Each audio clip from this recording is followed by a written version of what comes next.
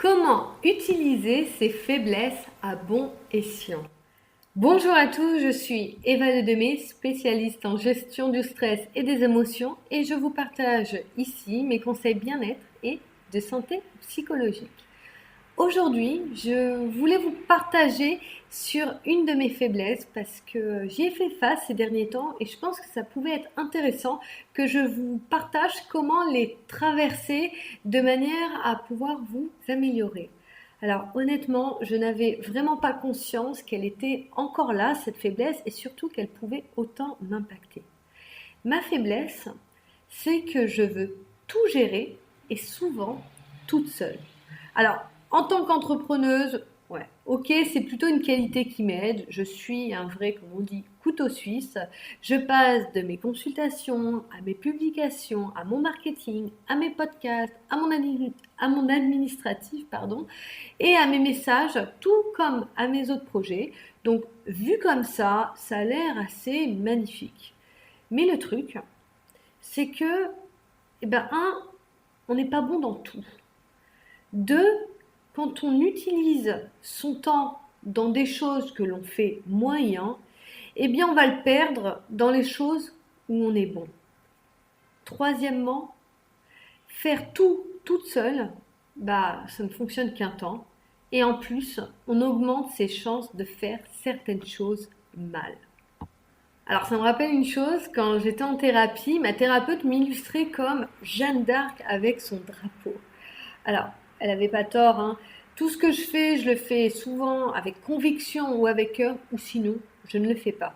Et j'hésite pas à défendre ce que je pense important et à le partager avec détermination. Peut-être que si ça fait pas mal de temps que vous écoutez mes podcasts, vous pouvez le ressentir. Je suis quelqu'un d'assez déterminé, c'est clair. D'ailleurs, il faut voir parfois comment j'écris ou comment je vais m'investir dans mon travail, ou sinon le cœur que je mets dans mes accompagnements. Et comme dans toutes les qualités, quand elles sont déséquilibrées, elles peuvent devenir des défauts. Et à vouloir tout gérer, tout faire, tout contrôler, ou ne se fier qu'à soi-même, bien finalement, c'est pas vraiment une bonne idée. Déjà parce que c'est une fausse idée que de penser que l'on peut tout contrôler. La vie, elle va vite nous le réapprendre. Elle nous remet vite à notre place quand on commence à vouloir tout contrôler. Et puis généralement, elle continue à nous le faire comprendre, bien tant qu'on ne le comprend pas et tant qu'on ne met pas les actions pour.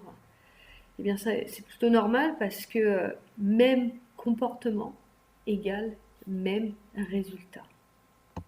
Alors je l'ai déjà appris plusieurs fois dans ma vie et je continue de l'apprendre et de le désapprendre. Certaines croyances sont tenaces. Enfin, comme je le répète souvent dans mes posts, dans mes articles Instagram, il est important d'être conscient de ses faiblesses, donc de pouvoir ouvrir les yeux dessus, mais il est également très important d'agir si vous ne voulez pas que cela se répète. J'insiste à nouveau là-dessus, agir.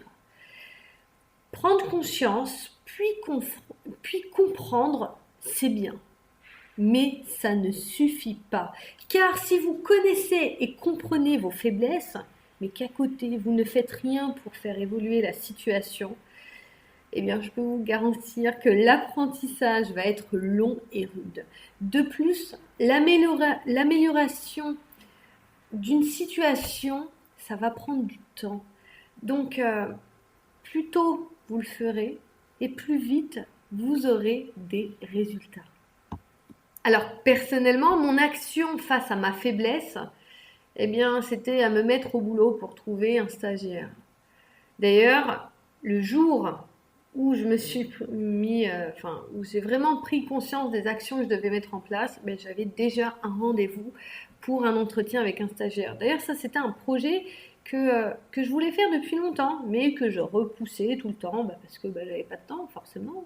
Quand on veut tout faire, on a moins de temps. Et puis, on pense aussi, indirectement, qu'on peut continuer comme ça encore longtemps. Et ça, c'est qu'une action, parce qu'il va en avoir d'autres à côté. Là, je vous donne qu'une action, mais il y a plein de sous-actions que l'on peut faire après pour s'améliorer. Quand je dis sous-action, c'est des petites actions. Là, je vous ai donné une grande action pour vous l'illustrer, mais il y a plein de choses qu'on peut faire après et qu'on peut mettre en place dans son quotidien. Et maintenant, je vais vous demander de réfléchir pour vous, de vous poser des questions afin de vous aider à vous améliorer sur vos faiblesses. La première, pensez à une faiblesse, une lacune ou un défaut personnel que vous souhaitez améliorer. Prenez quelques secondes, pensez-y.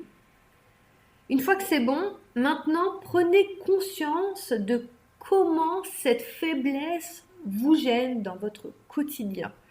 Par exemple, les problèmes que cela engendre, les inconforts émotionnels. Prenez quelques instants pour réfléchir ou sinon vous pouvez prendre note de cette question ou vous pouvez retrouver cet article sur les réseaux sociaux. Une fois que c'est fait, maintenant réfléchissez concrètement à ce que vous pouvez mettre en place étape par étape pour améliorer ce point chez vous. Vous pouvez l'écrire sur un papier ou vous pouvez prendre quelques instants après avoir écouté ce podcast pour y réfléchir. Une fois que vous avez fait ça, planifiez.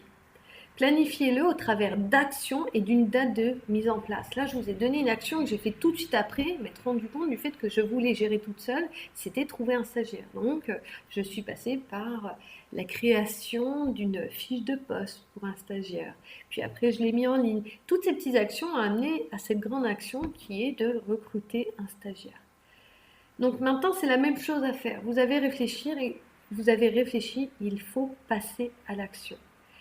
Et un autre point, une fois que vous avez fait cette action, réajustez aux besoins. Peut-être que la première réflexion que vous avez eue, la première solution, c'est pas la bonne.